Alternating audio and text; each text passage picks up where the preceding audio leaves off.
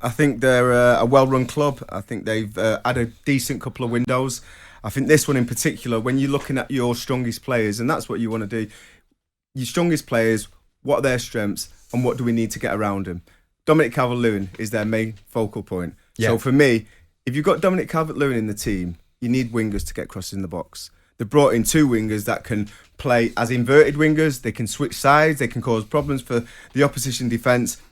And both Damari Gray, who started really well at Everton, and Andros Townsend, for me, have got great delivery into the box, and it just makes sense. I think bringing Rondon in, Rafa knows him. He knows the qualities he's got. He's a good hold-up player, and I think that's more or less saying if Dominic Calvert-Lewin does get injured, we've got a little bit of backup there, so we're not going to lose stupid points, or we're not going to be very weak or play Richarlison out of position when he's not available. So I think it's good business. Bringing in Begovic as well as a bit of a backup keeper to Jordan Pickford. Great business, very reasonably priced, cheap even. You know, you've got Townsend on a free. He did a decent job last season at Palace. So for me, he's done really good business, and he's doing what we expect him to do. Rafa is a good manager. He's a competent manager. He knows how to get deals over the line. And if he's supported by the club and the owners, which he has been, he's brought in some good players. No, you've got a broad grin in your face. Well, I mean, I don't want to constantly be a contrarian, but the argument that Everton are a well-run club is difficult to maintain. I'm incredibly fond of Everton.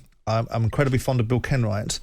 But when you lose £139 million in the year ending 1920, before you even post the figures for 2021, you can't put forward the argument that you're a well-run club. They're on catch-up, aren't they? But there's catch-up, Trevor, and there's catch-up.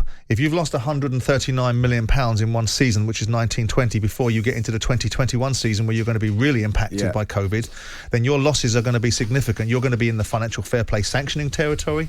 That might explain the reasons why they're not buying any players, because simply they're not able to. And if you look at their signings, you know, you would have to suggest that some of those signings aren't the greatest of signings at face value. Gylfi Sigurdsson at 50 million quid was overpriced. You know, Michael Keane has yet to perform at a level that one would suggest that his potential might have led to believe. Richarlison they overpaid for because they antagonised Watford with an approach that wasn't the right way to operate within the confines of football. They've taken players from other clubs that haven't improved them, like Iwobi and Theo Walcott. I think they're all over the place. I think they've taken on people like the kid from Real Madrid they can't get rid of.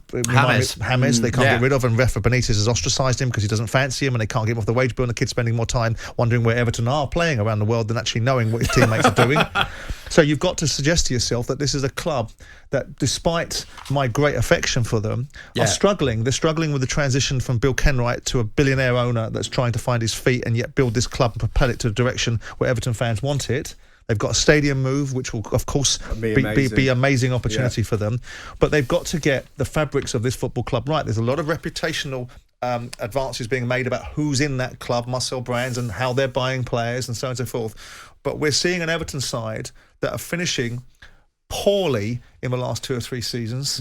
An Everton side that were very disenfranchised or disillusioned fans-wise with the performances of Marco Silva and managers that they had to have. And whilst there's a part of me that really wants Everton to do well because of the reasons I've just laid out, it's difficult to suggest that what Trevor's saying is right. Andros Townsend wasn't good enough for Crystal Palace's mindset, but he seems to be good enough for Everton, and we'll see how that pans out for the rest of the season. Damari Gray is an outstanding player, but he starts very well at every single football club, and there's a reason why he's going to Everton for 1.5 million quid. Rondon, he's a workhorse, and Benitez knows him, but he's at a certain level. And Everton, in my mind's eye, and I might be wrong, Trev, in my mind's eye, Everton are a step above people like Rondon.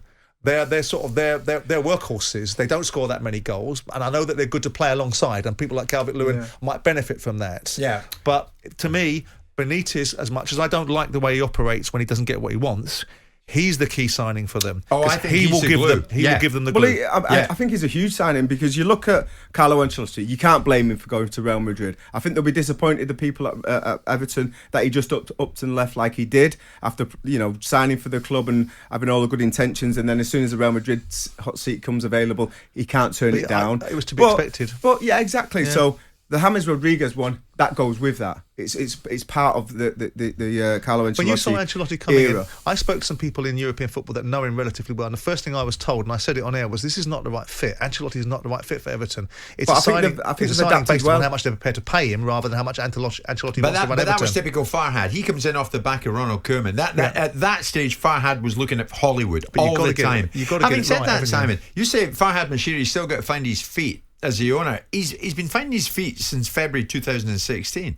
But that's my point. You are now at a stage, because I'm sort of pushing back on Trev's argument, that 5 years into an ownership tenure, you can't keep on saying that it's his money. If he wants to bleed out of his eyes financially, it's his money.